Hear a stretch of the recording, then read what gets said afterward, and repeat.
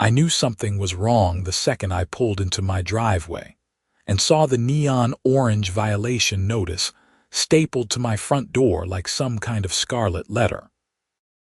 My name is Yates Henderson, and I had lived in the Meadowbrook Estates subdivision in Scottsdale, Arizona, for exactly 8 months without a single problem. That was about to change in the most absurd way imaginable.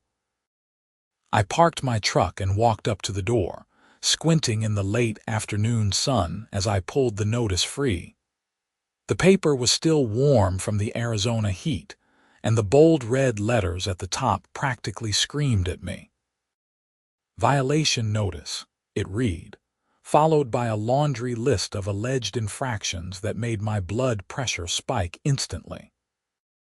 According to this official-looking document, I had illegally dumped yard waste, branches, grass clippings, and what they described as various organic debris onto the common area behind my property. The fine, $2,500, payable within 14 days or they would place a lien on my house. I stood there staring at the paper like it was written in another language. Yard waste. I did not even do my own landscaping. The HOA required us to use approved landscaping companies, and I paid Green Valley Landscaping $200 a month to handle everything. I had not touched a rake or a lawn mower since I moved in. This had to be some kind of mistake. The notice was signed by Barbara Whitmore, the president of the Meadowbrook Estates Homeowners Association. I had met her exactly once during my move-in process, and she had struck me as the type of person who enjoyed having power over others a little too much. She was probably in her late 40s, with that specific haircut that seemed to be a requirement for HOA board members. You know the one. Short, blonde, with the back shorter than the front, styled in a way that looked like she wanted to speak to the manager of everything. I pulled out my phone and called the HOA office number listed at the bottom of the violation notice. It rang 4 times before going to voicemail. Barbara's voice came through, syrupy sweet and professionally cheerful. You have reached the Meadowbrook Estates HOA office. Our office hours are Monday through Friday, 9 a.m. to 4 p.m. Please leave a detailed message and we will return your call within 2 business days. 2 business days. Right. I checked my watch. It was Friday at 5:30. That meant I would not hear back until at least Tuesday, possibly Wednesday. I left a message anyway, keeping my voice calm despite the frustration building in my chest. I explained who I was, the violation I received, and that there was clearly some mistake since I had not dumped anything anywhere. After hanging up, I walked around to the back of my property. My lot backed up to a small stretch of desert landscape that the HOA maintained as a natural buffer zone between the homes and the main road. There was a split rail fence marking the property line, and beyond it, maybe 15 feet from my fence, I could see exactly what they were talking about.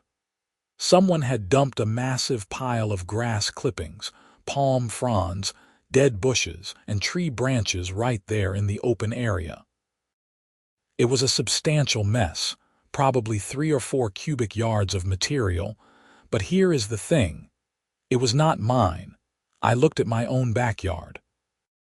The grass was neatly trimmed, the 3 palm trees were properly maintained, and the desert landscaping with its carefully arranged rocks and native plants looked exactly as it should. There was no evidence that this debris had come from my property at all. I took out my phone and started taking pictures. I photographed the pile from multiple angles, then took wide shots showing the distance between my fence and the dump site, and close-ups of my own pristine yard. If Barbara wanted to play this game, I would come prepared with evidence. The weekend passed slowly. I tried not to obsess over the violation notice, but it kept creeping back into my thoughts. Saturday morning, I was drinking coffee on my back patio when my neighbor, Jeff, waved from his yard next door. "Hey, Yates, you see that mess out back?" he called over the fence. I walked over. "Yeah, and apparently the HOA thinks I put it there. Got a $2,500 fine yesterday." Jeff's eyebrows shot up. "Are you serious? That is insane. I saw the landscaping crew dump that stuff on Wednesday." My heart started pounding. "You saw them?" "Which landscaping crew?" "The ones the HOA uses for the common areas. Desert Bloom Landscaping, I think. Big white truck with green lettering. I was working from home that day and heard the noise. Looked out and saw them just dumping everything right there. Figured they would come back for it later, but I guess not. This was huge." "Would you be willing to write that down, like a statement?" Jeff shrugged. "Sure, man, that is complete garbage what they are trying to pull. No pun intended." I spent the rest of Saturday drafting a response letter to the HOA.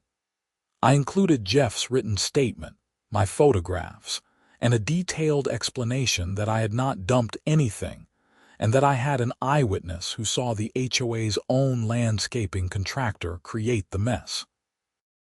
I printed 3 copies, put one in an envelope addressed to Barbara Whitmore, and kept the others for my records.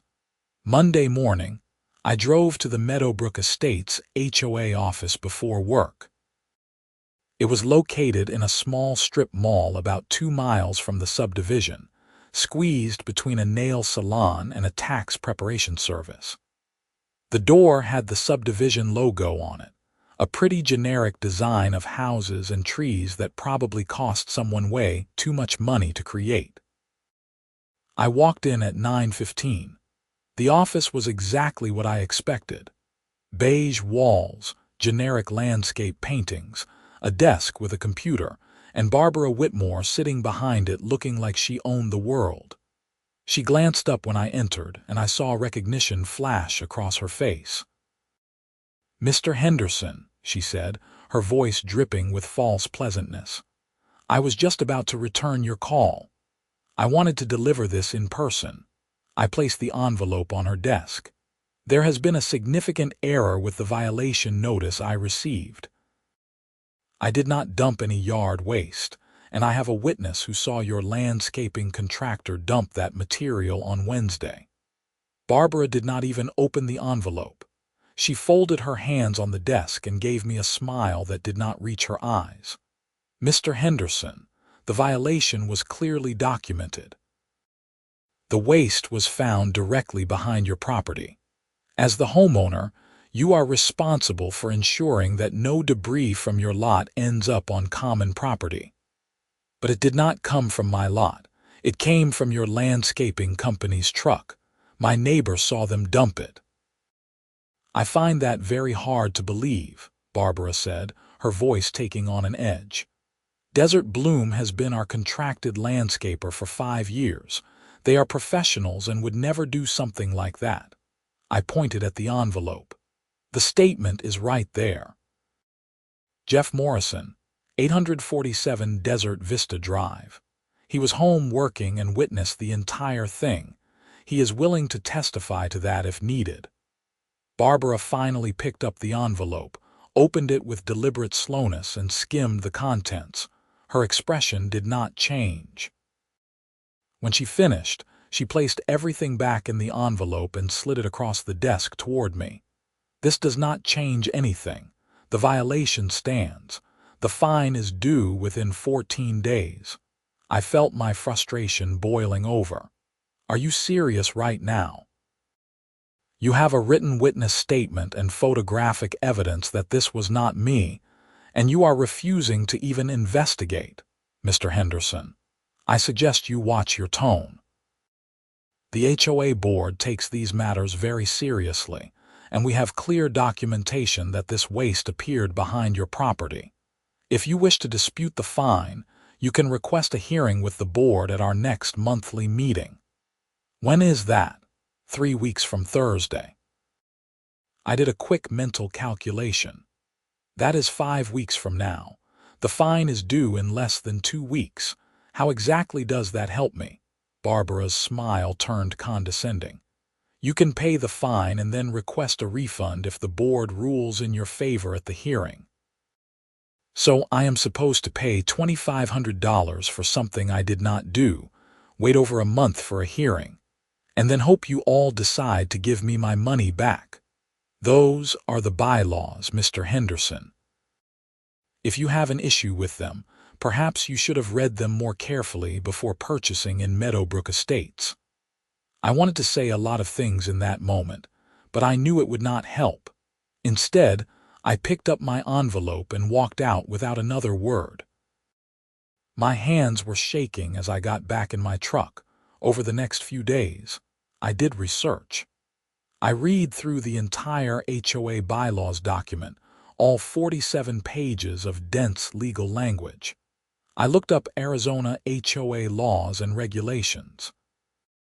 I discovered that HOAs in Arizona have significant power, but they also have limitations. They cannot just arbitrarily fine people without proper evidence, and homeowners have the right to dispute violations through a formal process. I also looked into hiring a lawyer. The consultations I had were not encouraging. Most attorneys told me that fighting an HOA violation would likely cost more than the fine itself, unless I could prove intentional wrongdoing or harassment. One lawyer suggested I try to resolve it through the hearing process first before escalating to legal action. Wednesday afternoon, I got a call from my landscaping company, Green Valley Landscaping. The owner, Miguel, sounded apologetic. "Mr. Henderson, I just got a strange call from your HOA. They are claiming you are no longer allowed to use our services because we are not on their approved vendor list anymore." "What? That is impossible. You were on the list when I hired you." "I know, man. I have been on their approved list for 3 years. But this Barbara lady said they did a review and we did not meet their standards anymore. She said if we do any more work in Meadowbrook Estates, they will fine the homeowners." This was getting beyond ridiculous. "Miguel, did they give you any specific reasons?" "No, just that we did not meet standards. But here is the thing.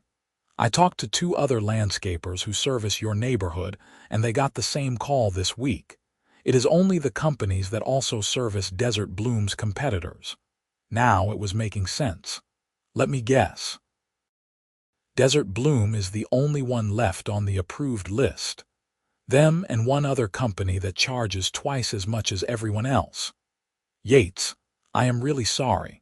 I wish I could keep doing your property, but I cannot risk getting my other clients in trouble." After we hung up, I sat in my living room staring at the ceiling. This was retaliation, plain and simple. I had challenged Barbara, provided evidence that her precious contracted landscaper had created the mess, and now she was punishing me by forcing me to use the same company that caused the problem in the first place. I called Jeff again and explained what was happening. He was furious. "That is completely corrupt. She cannot just change the vendor list like that."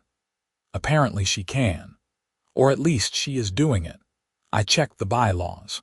The HOA board has authority to approve and remove vendors based on quote performance standards unquote. It is vague enough that they can basically do whatever they want.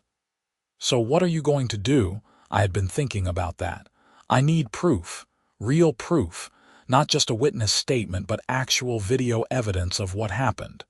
You think you can get that, maybe? "Do you have any security cameras on your house?" Jeff paused. "Yeah, actually I do. I have got 2 Ring cameras, one on the front door and one on the back patio, but I am not sure if the back one would have caught the common area." "Can you check? Wednesday afternoon, you said." "Yeah, around 2 or 3 p.m. Give me a few minutes." I waited anxiously while Jeff went to check his footage. 15 minutes later, my phone rang. "Yates, you are not going to believe this. My camera totally caught it. The angle is not perfect, but you can clearly see the Desert Bloom truck pull up, and 2 guys get out and dump everything right where that pile is now." I could have kissed him. Can you save that footage and send it to me? Already downloaded it. Sending it to your email now. I opened my laptop and refreshed my email about 20 times before the message finally came through. The video file was large, about 8 minutes long. I opened it and watched with growing satisfaction. Jeff's camera had a wide-angle view of his backyard and the area beyond. At 2:47 p.m. on Wednesday afternoon, a large white truck with Desert Bloom Landscaping in green letters clearly visible pulled up on the access road behind the properties.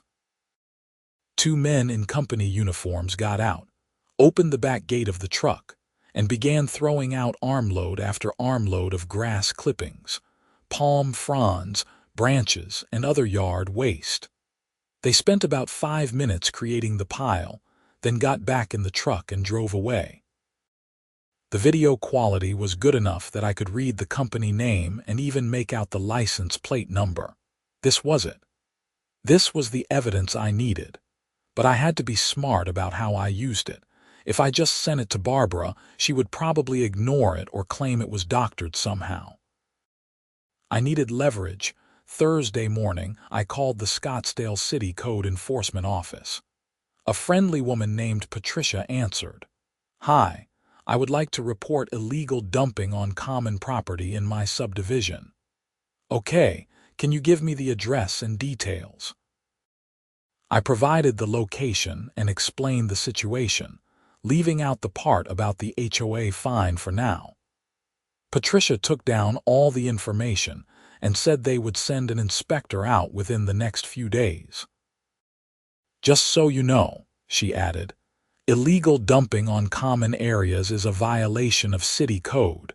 If we determine that dumping occurred, we can issue fines to the responsible party." What kind of fines are we talking about for a commercial landscaping company? Could be anywhere from $500 to $5,000 depending on the severity and if they are repeat offenders. Plus they have to remove the waste at their own expense. Perfect. I thanked Patricia and hung up, feeling like I finally had some control over the situation. Friday morning, I received a letter via certified mail from the HOA. It was a final notice stating that my fine was now $3,000 due to a $500 late fee, even though the original 14-day deadline had not passed yet. Barbara had included a note stating that because I had been hostile and threatening during our meeting, they were accelerating the payment timeline. I had 7 days to pay or they would begin lien proceedings. I was not hostile. I was not threatening. I was a homeowner demanding fair treatment. But clearly, facts did not matter much to Barbara Whitmore. Monday afternoon, I got a call from an unknown number. "Mr. Henderson, this is David Chen from Scottsdale Code Enforcement. I inspected the area behind your property today, and I have confirmed that there was illegal dumping of yard waste on city-maintained common property." City-maintained? I thought that was HOA property. The subdivision backs up to a city easement. The HOA has an agreement to maintain it, but it is technically city property, which means the city code applies. This kept getting better. So what happens now? Well, I reviewed the case notes and saw that your HOA tried to fine you for this. But based on my investigation and the video evidence provided by your neighbor, it is clear that Desert Bloom Landscaping was responsible for the illegal dumping. I have issued them a citation for $3,000, and they have 10 days to remove all the waste or face additional fines. You have seen the video. Your neighbor was there when I did the inspection. He showed me everything. It is pretty clear-cut. I also left a notice for your HOA president informing her that any fines issued to residents for this incident are invalid and should be rescinded immediately. I could not stop smiling. Thank you so much, David. You have no idea how much I appreciate this. Just doing my job. These HOAs think they can do whatever they want sometimes. Nice to remind them that city codes still apply. After hanging up, I immediately started drafting another letter to Barbara. This one was much more satisfying to write. I explained that the city had investigated, determined that Desert Bloom was responsible, issued them a citation, and invalidated the HOA's fine against me. I included copies of the citation and David Chen's contact information. I ended the letter by demanding a written apology and confirmation that my fine was void. I drove to the HOA office Tuesday morning at 9 a.m. sharp. Barbara was not there yet. The office was locked. I waited in my truck until 9:20 when she finally showed up, walking across the parking lot with a large coffee cup and designer sunglasses. She did not look happy to see me. "Mr. Henderson, I hope you are here to pay your fine. Actually, I am here to give you this." I handed her the letter and supporting documents. "The city investigated and determined that your landscaping company was responsible for the illegal dumping. They have been fined $3,000. My fine is invalid." Barbara took the papers but barely glanced at them. "The city has no authority over HOA enforcement." "Actually, they do when the dumping occurred on city property, which apparently that easement is. You might want to read the full report before you say anything else." She finally looked down at the papers, and I watched her expression shift from dismissive to concerned to angry in the span of about 30 seconds. "This is absurd. Desert Bloom would never." "There is video evidence, Barbara. Clear video showing your landscapers dumping all that waste." "The city inspector saw it. My fine needs to be voided immediately." She looked up at me with barely concealed fury. "I will need to discuss this with the board." "There is nothing to discuss. The city has made their determination. Unless you want to argue with code enforcement, I suggest you void the fine today." I left before she could respond, feeling victorious for the first time since this whole mess started. That afternoon, I got a call from an angry man identifying himself as Marcus, the owner of Desert Bloom Landscaping. "Are you Yates Henderson?" "Yes, who is this?" "My company just got hit with a $3,000 fine because of you." "What the hell is going on?" I kept my voice calm. "Your company illegally dumped yard waste on city property, and then the HOA tried to blame me for it. A city inspector investigated and determined your company was responsible. My guys did not dump anything illegally. We dispose of all waste at the proper facilities." "Well, there is video evidence showing otherwise. Wednesday afternoon, 2 of your employees dumped several cubic yards of material behind my property." Marcus was quiet for a moment. "Send me that video." "Why would I do that?" "Because if what you are saying is true, those employees violated company policy and I need to deal with it. But I am not just taking your word for it." I thought about it. Sending him the video might help, or it might just give him time to create some kind of defense. But I decided transparency was better. "Fine, give me your email." I sent the video and Marcus called me back 10 minutes later. His tone was completely different. "Mr. Henderson, I owe you an apology. I just identified both employees in that video. They absolutely violated company protocol. We pay fees to dump at the proper facility, and instead they clearly decided to cut corners and dump it in the easement. So you will pay the city fine. We do not have much choice. But here is what I do not understand. Why did the HOA try to fine you when they are the ones who hired us to do their common area work?" Now that was an interesting question. "What do you mean?" "We were doing maintenance on the HOA common areas that day. Trimming palm trees, clearing dead bushes, general cleanup. All that waste in the video came from work we did for the HOA, not from private properties. My guys were supposed to haul it to the dump, but they obviously got lazy. This changed everything. The waste had not just been dumped by the HOA's landscaper. It had been generated from HOA work on HOA properties and then illegally dumped by HOA contractors. And Barbara had tried to blame me for it. "You have records of that work order?" I asked. "Of course. We document everything. I can send you a copy if you need it." "Please do." "I think I am going to need it." Marcus sent over the work order within an hour. It clearly showed that Desert Bloom had been contracted by the Meadowbrook Estates HOA to perform maintenance on common areas on Wednesday afternoon, with detailed notes about which areas were serviced and what work was performed. The timing matched perfectly with the video. Wednesday morning, I received an email from Barbara Whitmore. The subject line read violation fine, and my hand hovered over the mouse for a moment before I clicked it open. "Mr. Henderson, after reviewing the city inspector's report, the HOA board has agreed to void your fine. Please consider this matter closed." That was it. No apology, no acknowledgement that they had been wrong, no mention of the fact that they had tried to fine me thousands of dollars for something their own contractor did while working for them. Just a terse 2-sentence email. I was not satisfied.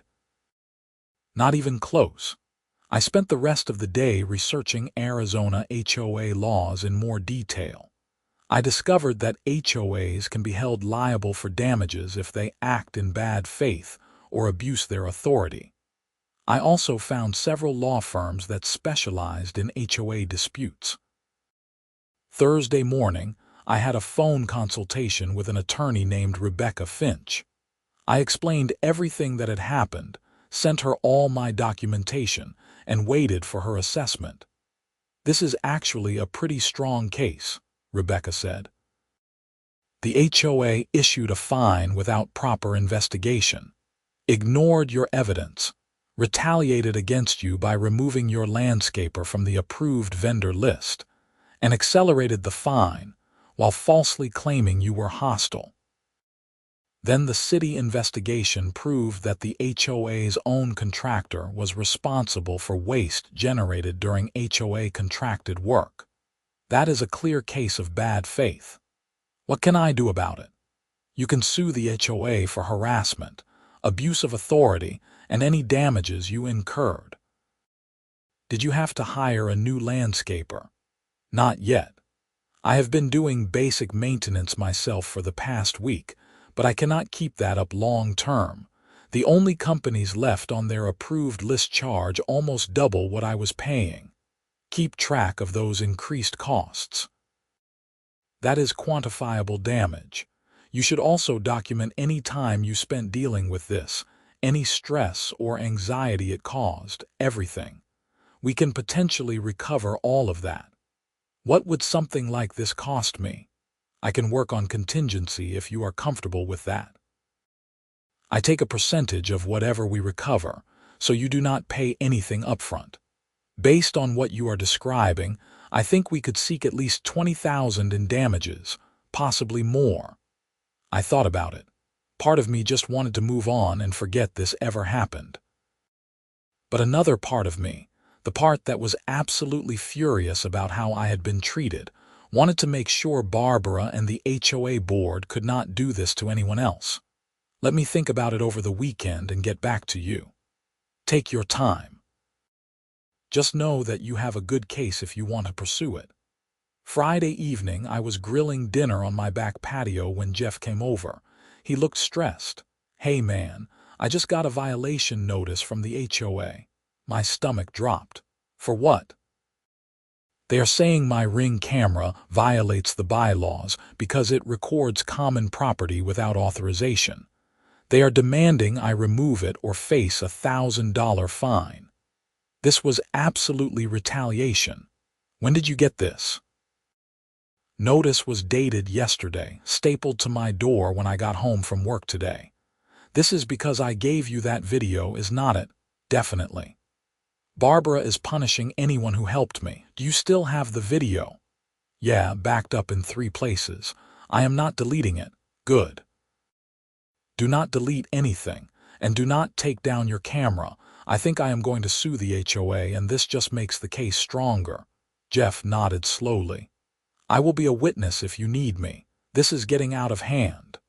Saturday morning, I called Rebecca Finch again. "I want to move forward with the lawsuit, and there has been another development." I explained what happened to Jeff. Rebecca sounded energized. "That is perfect." "Well, not perfect for your neighbor, but it establishes a clear pattern of retaliation. We can potentially get him included in the suit as well if he wants. Let me draft up the paperwork, and we can move forward next week." Sunday afternoon, I was washing my truck when a sleek black BMW pulled up in front of my house.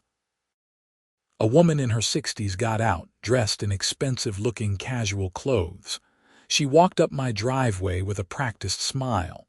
"Mr. Henderson, I am Linda Carlisle. I am on the HOA board with Barbara." I turned off the hose. "Okay. I wanted to speak with you privately about the recent situation. May I have a few minutes of your time?" I was suspicious, but curious. "Sure." Linda glanced around, then lowered her voice. "I want you to know that not everyone on the board agreed with how Barbara handled your violation notice. Several of us felt she was too aggressive and did not properly investigate." "That is an understatement." "I know, and I apologize. The thing is, Barbara has been president for 4 years now, and she has become quite difficult to work with. She makes decisions without consulting the rest of the board. She plays favorites with contractors, and she does not handle challenges well." "Why are you telling me this?" Linda hesitated. "Because I heard you might be considering legal action against the HOA.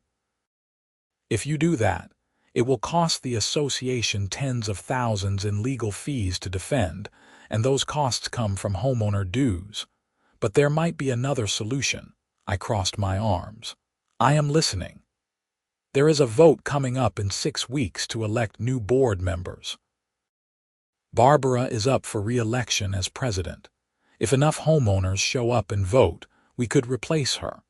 But most people do not pay attention to HOA politics unless something affects them directly.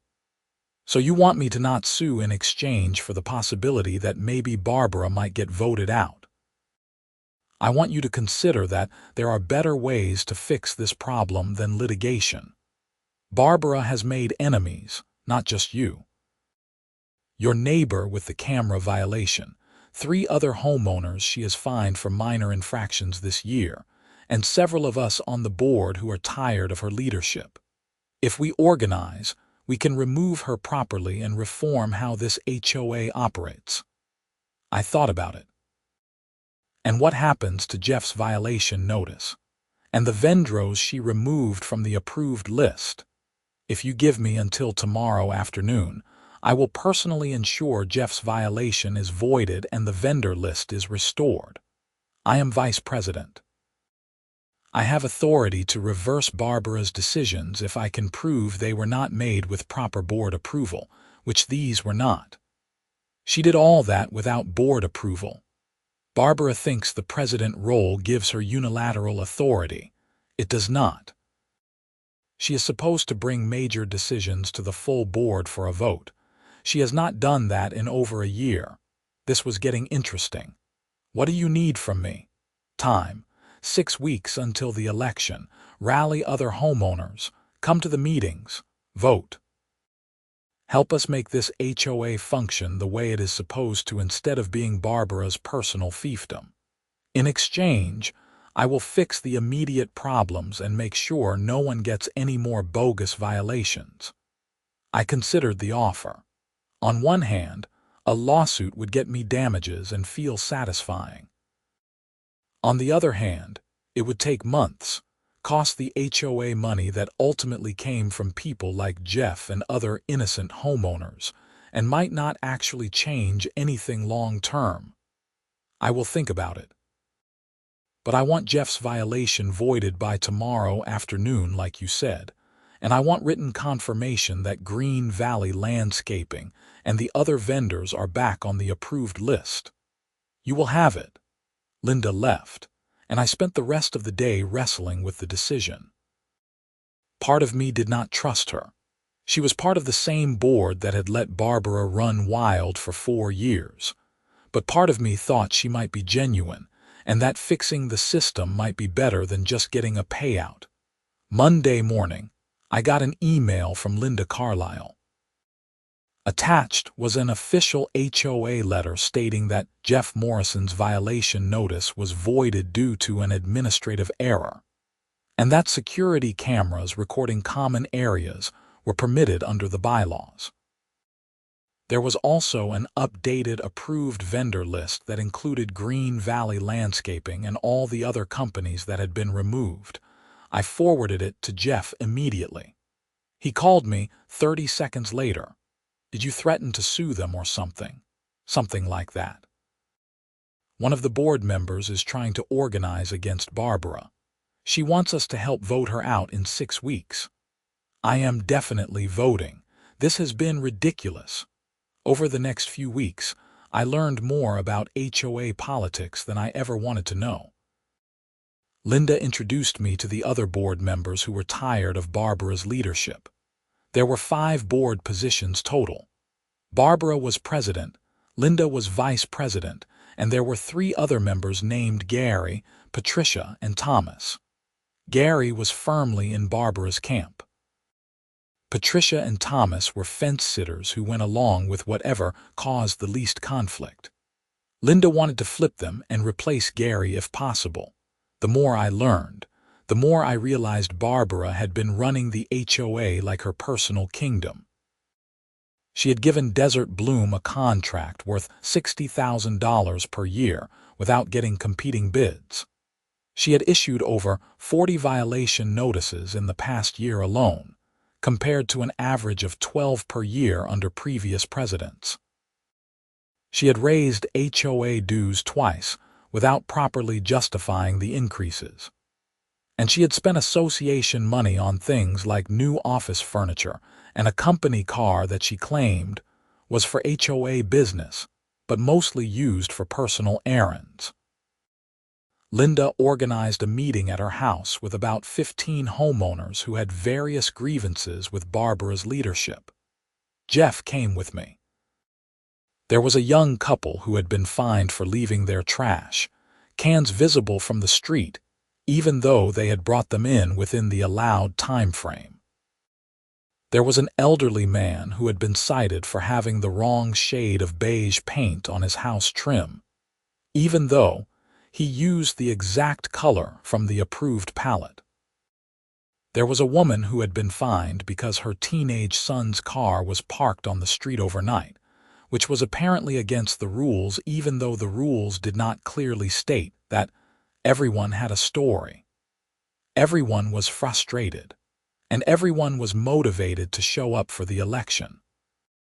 Linda explained the process.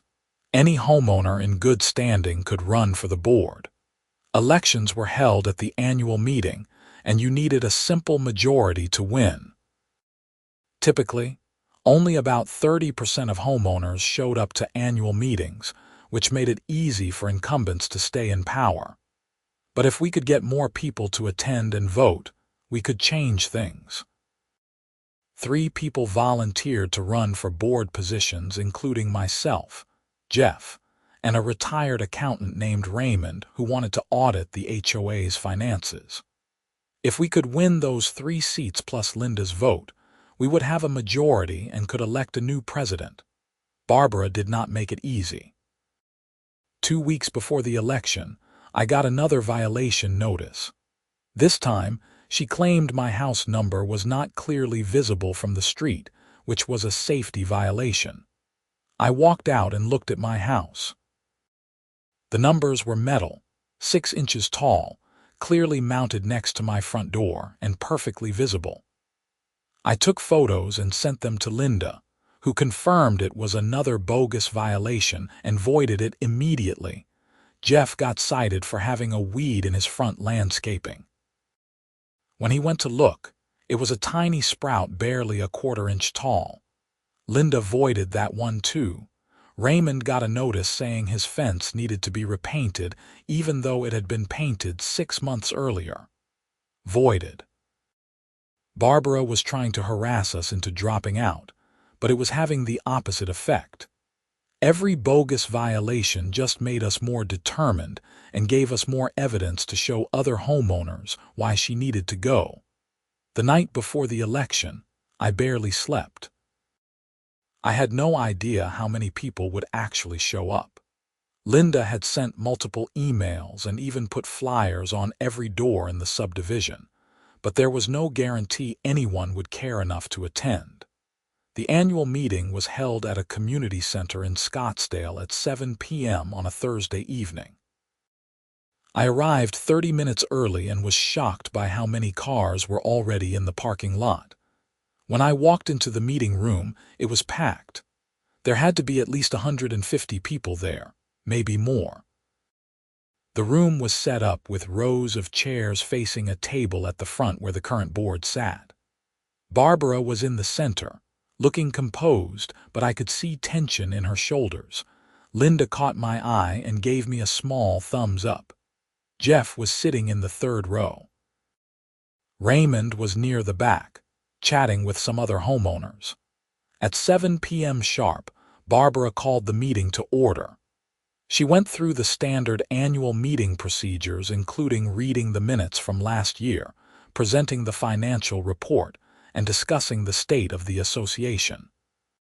She was professional and polished, and if you did not know better, you would think everything was running smoothly. Then came the election portion. Barbara opened the floor for nominations. Linda immediately stood up. "I nominate Yates Henderson for a board position." Someone seconded it. Barbara looked annoyed but wrote down my name. Another homeowner stood. "I nominate Jeff Morrison," seconded and recorded. "I nominate Raymond Foster." By the time nominations closed, there were 8 candidates for 5 positions. Barbara, Gary, and 2 of their allies were running for re-election.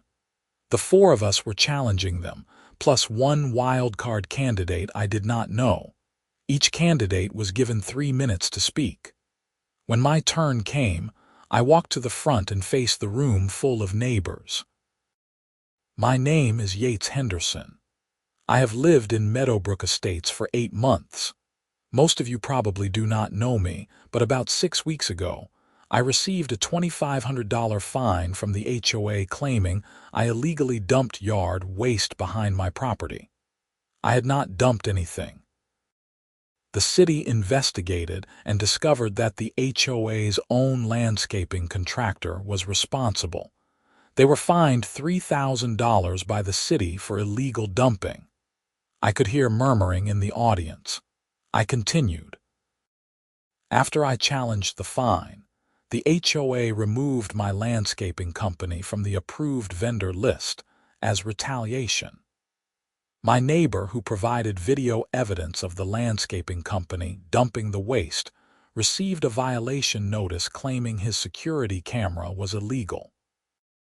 These violations were voided only after another board member intervened and confirmed they were issued improperly. Barbara's face was turning red, but she did not interrupt. "I am running for the board because I believe the HOA should serve homeowners, not harass them. We should enforce rules fairly and consistently. We should investigate before issuing fines. We should be transparent with our finances, and we should treat the people who live here with respect." I sat down to solid applause. Jeff and Raymond gave similar speeches, focusing on accountability and fairness. When Barbara spoke, she defended her record and claimed that she had maintained property values and standards in the neighborhood. Gary talked about fiscal responsibility, which was ironic given what I had learned about Barbara's spending. Then came the vote. Ballots were distributed, and homeowners marked their choices for 5 board positions. Linda and 2 other volunteers collected and counted the ballots while the rest of us waited anxiously. 20 minutes later, Linda returned to the front table and announced the results. The 5 board members elected for the coming year are Linda Carlisle, Yates Henderson, Jeff Morrison, Raymond Foster, and Patricia Brennan. The room erupted in applause and some gasps. Barbara and Gary had both lost their seats. Patricia, the fence-sitter, had managed to hold on. Barbara stood up abruptly, grabbed her purse, and walked out of the meeting without a word. Gary followed her. It was a dramatic exit that just made her look petty. Linda called for order and moved to the next item.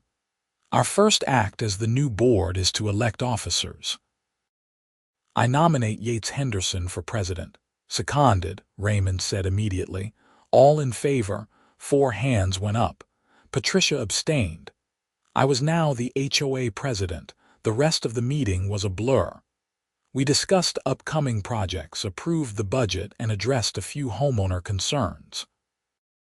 I mostly just tried to absorb the fact that I had gone from being harassed by the HOA to running it in the span of 6 weeks. After the meeting ended, dozens of people came up to shake my hand and thank me. The couple who had been fined for their trash cans. The elderly man with the paint color issue. People I had never met who were just relieved to have new leadership. Jeff clapped me on the shoulder. Congratulations, Mr. President. I cannot believe that just happened. Believe it. You earned it. Over the next few weeks, the new board got to work. Our first priority was reviewing all the contracts Barbara had signed. The Desert Bloom contract was especially problematic. Raymond, the retired accountant, went through the finances with a fine-tooth comb and discovered that Barbara had approved the $60,000 annual contract without getting competing bids, which was a violation of the HOA's own procurement policies. We reached out to 3 other landscaping companies, including Green Valley, and got quotes for the same services. All of them came in between $40,000 and $45,000 per year. We were overpaying Desert Bloom by at least $15,000. When we confronted Desert Bloom about it, Marcus, the owner, was surprisingly understanding. Look, Barbara approached us 4 years ago and offered us the contract. We did not know she did not bid it out properly. If you want to put it out for bid now, that is fair. We will submit our best price and let you decide. We went through a proper bidding process and ultimately awarded the contract to Green Valley for $42,000 per year. It was better service at a lower price, and Miguel was thrilled to get the business. We also discovered that Barbara had been billing the HOA for expenses that were questionable at best and fraudulent at worst. She had charged over $8,000 in meals, claiming they were for board meetings and community events. But when we cross-referenced the dates, many of them did not correspond to any HOA business. She had billed for gas and mileage for a company car that was actually her personal BMW.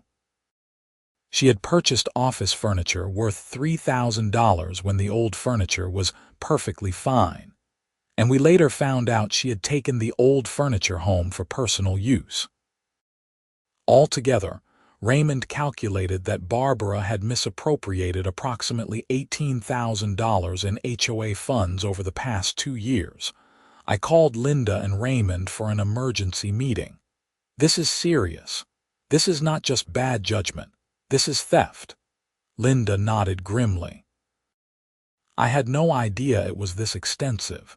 She always presented everything as legitimate expenses. What do we do?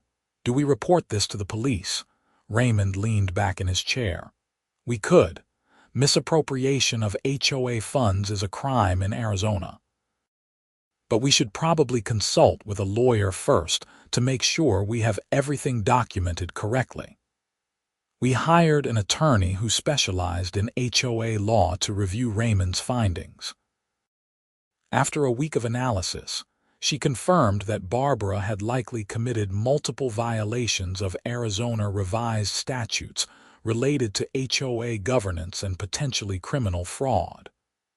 You have 3 options, the attorney explained. 1. You can demand she repay the money and leave it at that. 2.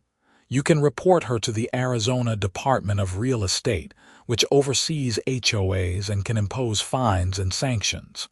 3. You can report her to law enforcement for criminal investigation. What would you recommend? I asked. Given the amount involved and the clear pattern of intentional misconduct, I think you should do both 2 and 3. Report her to the department and file a police report. Let the authorities investigate and determine what charges, if any, are appropriate. It was not a decision I took lightly. Barbara had been awful to me and to other homeowners, but reporting her to the police felt like a serious escalation. Jeff, Linda, and Raymond all agreed, though. This was not about revenge. It was about accountability and making sure she could not do this to another HOA somewhere else. We filed a detailed complaint with the Arizona Department of Real Estate and submitted all of Raymond's documentation. We also went to the Scottsdale Police Department and filed a report for theft and fraud. A detective named Sarah Martinez was assigned to the case. Detective Martinez interviewed all of us over the course of several days. She reviewed the financial records, the contracts, the receipts, everything. She also interviewed Barbara, who apparently denied any wrongdoing and claimed that all her expenses were legitimate HOA business. 3 months after the election, Detective Martinez called me. "Mr. Henderson, I wanted to let you know that we have concluded our investigation. We are filing charges against Barbara Whitmore for theft, fraud, and misappropriation of funds. The county attorney believes we have a strong case." What happens now? She will be arrested and arraigned. There will be a trial unless she takes a plea deal. Given that this is a first offense and the amount involved, she will probably be offered a deal that includes restitution, probation, and community service. But that is up to the county attorney and her defense lawyer. Thank you for taking this seriously, Detective. It is my job. HOA fraud is more common than people think. Board members get a little power and start thinking the money is theirs to spend. Good on you all for catching it and reporting it. Barbara was arrested 2 weeks later. It made the local news. "Former HOA president arrested for theft" was the headline in the Scottsdale Independent. The article detailed the charges and mentioned that the HOA board had discovered the fraud during a routine audit after new members were elected. Barbara ended up taking a plea deal. She pleaded guilty to 1 count of theft and 1 count of fraud.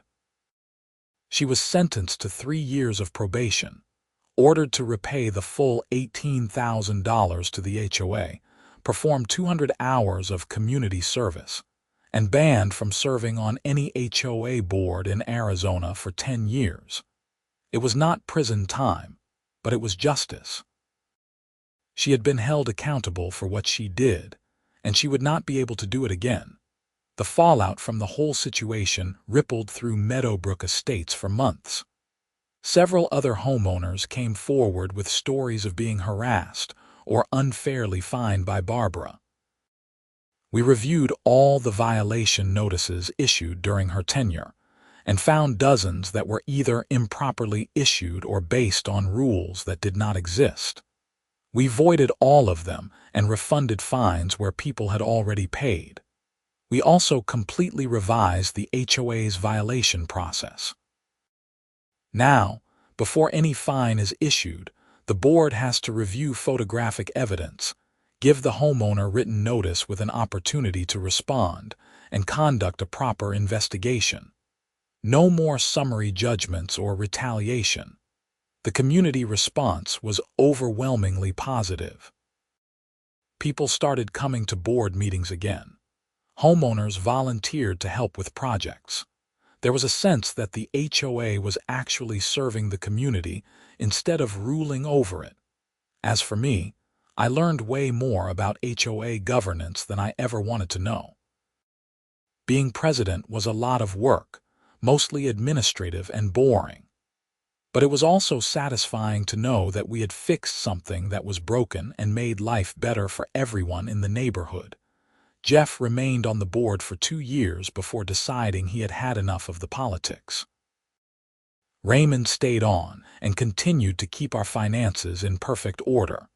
Linda eventually moved to Texas to be closer to her grandchildren. Patricia turned out to be a solid board member once she was not under Barbara's thumb. I served as president for 3 years before deciding it was time to let someone else take over. By then, Meadowbrook Estates had become a model for how an HOA should function. Transparent, fair, responsive, and focused on maintaining property values without making homeowners miserable. Looking back on that first violation notice stapled to my door, I still get angry thinking about how I was treated. But I also recognize that it led to positive change. If Barbara had not tried to scapegoat me for her landscaper's illegal dumping, I never would have gotten involved in HOA governance. The fraud might never have been discovered.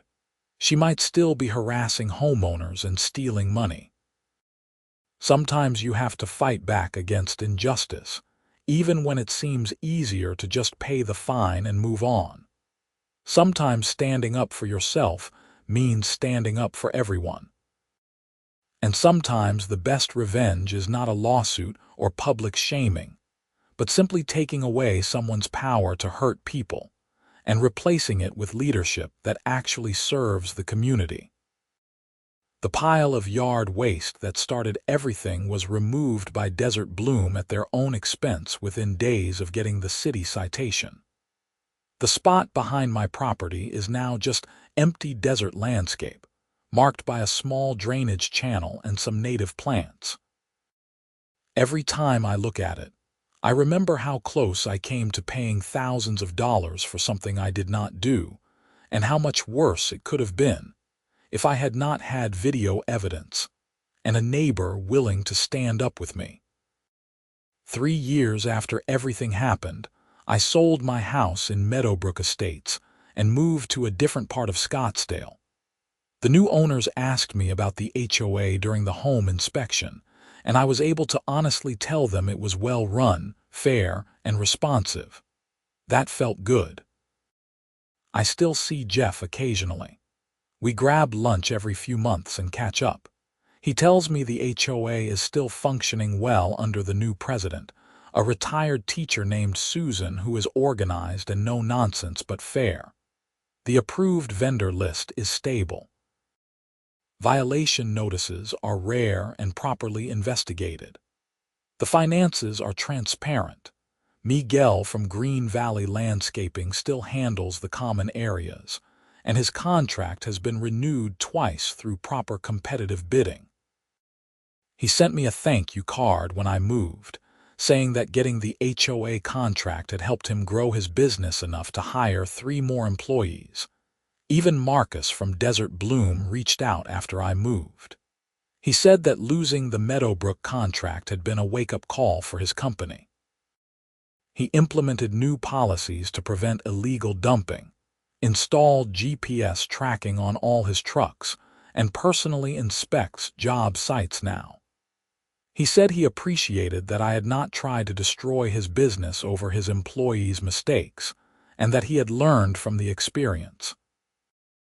As for Barbara, I have no idea what happened to her. I heard through the neighborhood grapevine that she moved out of state, maybe to Colorado or Nevada. I hope she learned something from the experience, but I am not optimistic. People who abuse power usually just look for new places to wield it. The whole experience taught me several important lessons. First, always document everything. If I had not taken photos, saved emails, and gotten witness statements, I would have had no defense against the bogus fine. Second, do not be afraid to challenge authority when you are in the right. HOAs seem intimidating, but they are just organizations run by people, and people can be wrong. Third, transparency and accountability matter. Barbara was able to operate the way she did for years because nobody was paying attention to what she was doing. Once we started asking questions and reviewing records, the problems became obvious. Fourth, and maybe most importantly, community matters. I could not have fought back against Barbara alone.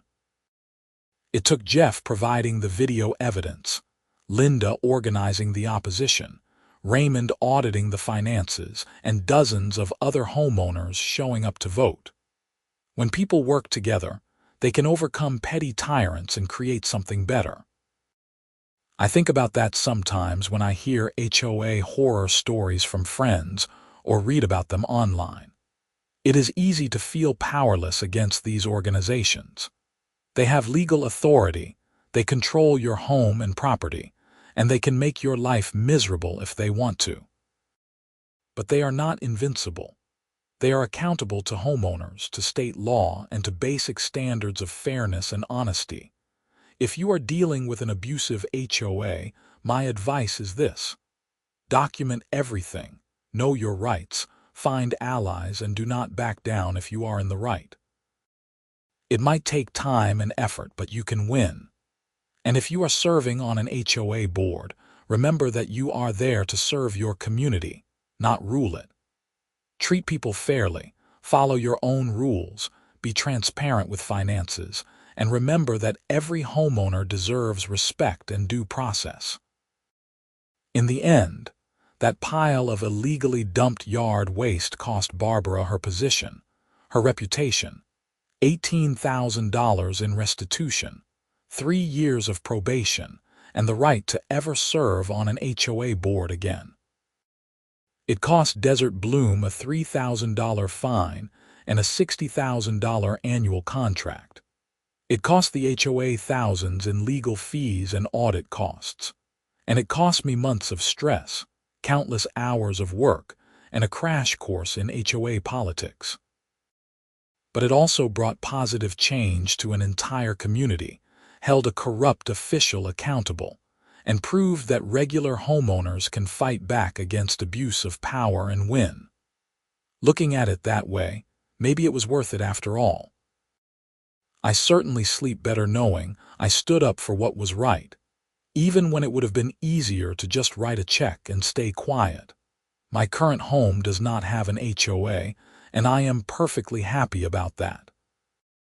But if I ever move into another HOA community, I will be watching carefully and staying involved.